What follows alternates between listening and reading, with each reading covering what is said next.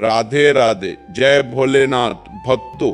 एक बात मैं आप सबसे पूछना चाहता हूँ, ध्यान से सोचिएगा। क्या आपने कभी अपने जीवन में यह अनुभव किया है कि कुछ लोग कम प्रयास करते हुए भी हमेशा सुख और समृद्धि में रहते हैं, और कुछ लोग दिन रात परिश्रम करने के बाद भी पैसों की कमी से जूझते रहते हैं? ऐसा क्यों होता है? क्या ये केवल भाग्य है? नहीं बच्चों, यह केवल भाग्य नहीं है, इसके पीछे एक बहुत गहरा रहस्य छुपा हुआ है, और वह रहस्य है आपके घर की ऊर्जा, आपके मन की ऊर्जा। देखिए, यह संसार ऊर्जा से ही चल रहा है। जहाँ सकारात्मक ऊर्जा होती है वहाँ सुख, शांति और धन अपने आप आने लगता है, और जहाँ नकारात्मक ऊर्जा होती है वहाँ अशांति, कष्ट और धन की कमी बनी रहती है। अब आप सोच रहे होंगे कि यह ऊर्जा क्या होती है, तो इसे एक सरल उदाहरण से समझिए। कभी आप किसी ऐसे स्थान पर गए होंगे जहां बिना किसी कारण के आपका मन भारी हो गया हो, और कभी ऐसे स्थान पर भी गए होंगे जहां पहुंचते ही मन को शांति और प्रसन्नता महसूस हुई हो। यही ऊर्जा का प्रभाव है।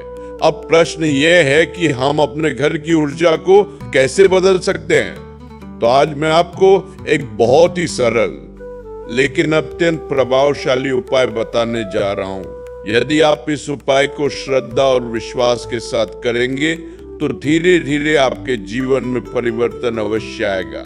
रात को सोने से पहले अपने कमरे को साफ रखें और फिर एक छोटा सा कपूर जलाइए। अब केवल कपूर जलाना ही पर्याप्त नहीं है। जब कपूर जल रहा हो तब आप 2 मिनट के लिए ईश्वर का स्मरण करें। कोई बड़ा मंत्र नहीं, कोई जटिल प्रक्रिया नहीं, बस सच्चे मन से प्रार्थना करें, हे प्रभु, हमारे घर से सभी नकारात्मकता दूर करें और हमारे जीवन में सुख और समृद्धि प्रदान करें।